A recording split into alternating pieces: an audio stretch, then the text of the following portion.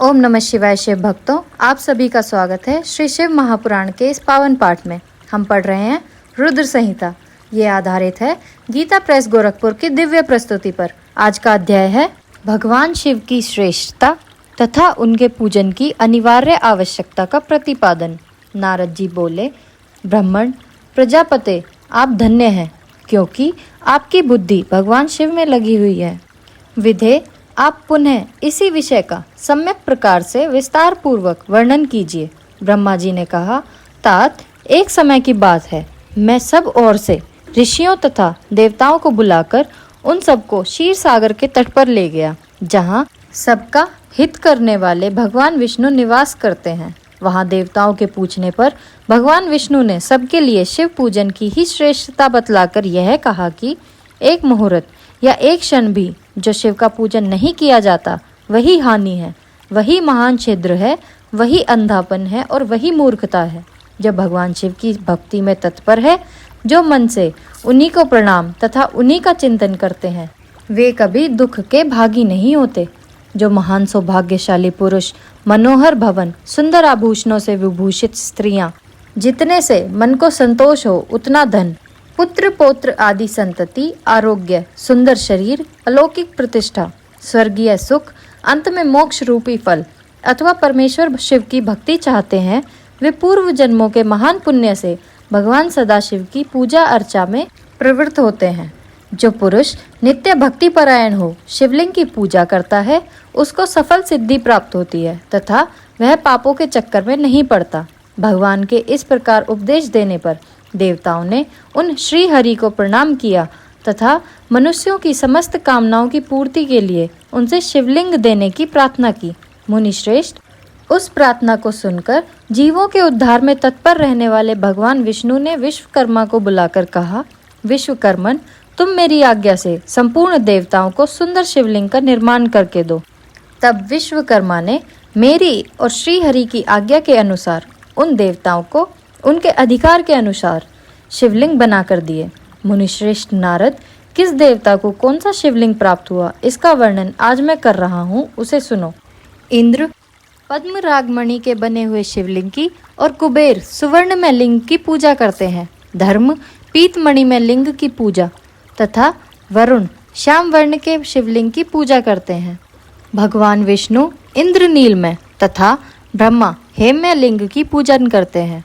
मुने विश्वदेवगण चांदी के शिवलिंग की, वसुगण पीतल के बने हुए लिंग की तथा दोनों अश्विनी कुमार पार्थिव लिंग की पूजा करते हैं। लक्ष्मी देवी स्फटिक में लिंग की, आदित्यगण ताम्र में लिंग की, राजा सोम मोती के बने हुए लिंग की और अग्निदेव हीरे के लिंग की उपासना करते हैं। श्रेष्ठ ब्राह्मण और उनकी पत्नियां मिट्टी के बने हुए शिवलिंग का, मयासुर चंदन निर्मित लिंग का और नागगण मूंगे के बने हुए शिवलिंग का आदर पूर्वक पूजन करते हैं। देवी मक्खन से बने हुए लिंग की, योगीजन भस्म लिंग की, यक्षगण दधि निर्मित लिंग की, छाया देवी आटे से बनाए हुए लिंग की और ब्रह्म पत्नी रत्न में शिवलिंग की निश्चित रूप से पूजा करती है। बाणासुर पारद या पार्थिव लिंग की पूजा करता है। दूसरे लोग भी ऐसा ही करते हैं। ऐसे ऐसे शिवलिंग बनाकर विश्वकर्मा ने विभिन्न लोगों को दिए तथा वे सब देवता और ऋषि उन लिंगों की पूजा करते हैं। भगवान विष्णु ने इस तरह देवताओं को उनके हित की कामना से शिवलिंग देकर उनसे तथा मुझ ब्रह्मा से पिनाक पाणी महादेव के पूजन की विधि भी बताई।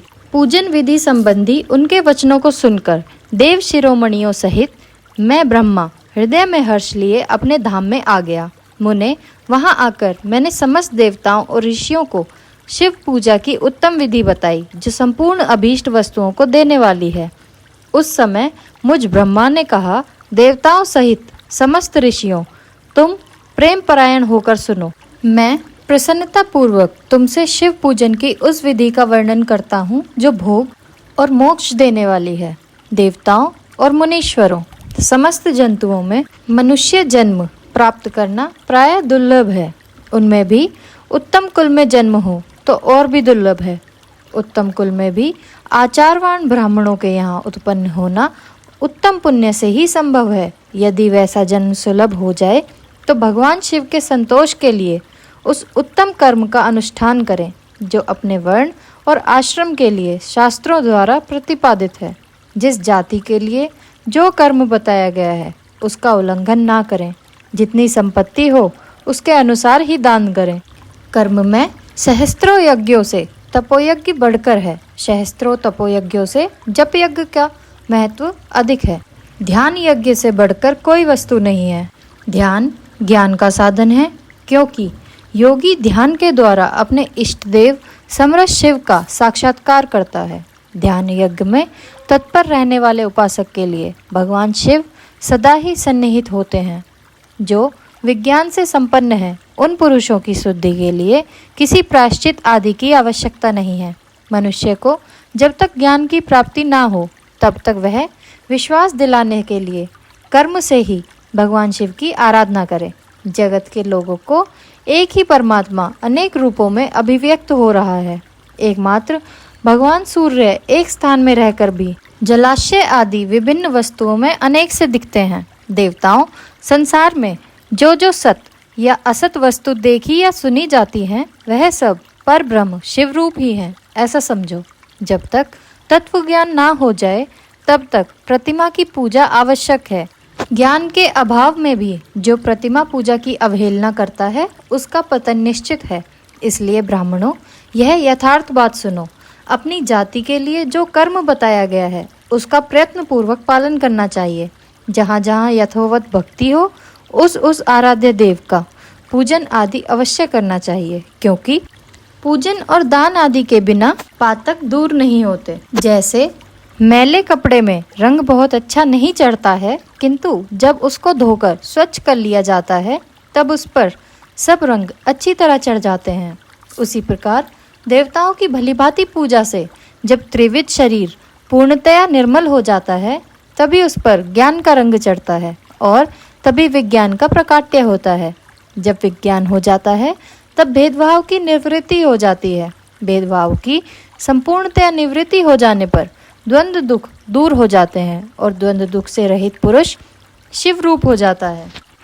मनुष्य जब तक गृहस्थ आश्रम में रहे तब तक 5 देवताओं की तथा उनमें श्रेष्ठ भगवान शंकर की प्रतिमा का उत्तम प्रेम के साथ पूजन करे, अथवा जो सबके एकमात्र मूल हैं उन भगवान शिव की ही पूजा सबसे बढ़कर है, क्योंकि मूल के सींचे जाने पर शाखा स्थानीय संपूर्ण देवता स्वतः तृप्त हो जाते हैं। अतः जो संपूर्ण मनोवांछित फलों को पाना चाहता है वह अपने अभीष्ट की सिद्धि के लिए समस्त प्राणियों के हित में तत्पर रहकर लोक कल्याणकारी भगवान शंकर का पूजन करे। हमारा यह अध्याय यहीं समाप्त होता है। आपको यह अध्याय कैसा लगा कमेंट सेक्शन में ज़रूर बताएं और सब्सक्राइब करना ना भूलें। इससे हमें इस ज्ञान को दूसरों तक पहुंचाने में मदद मिलती है। हर हर महादेव।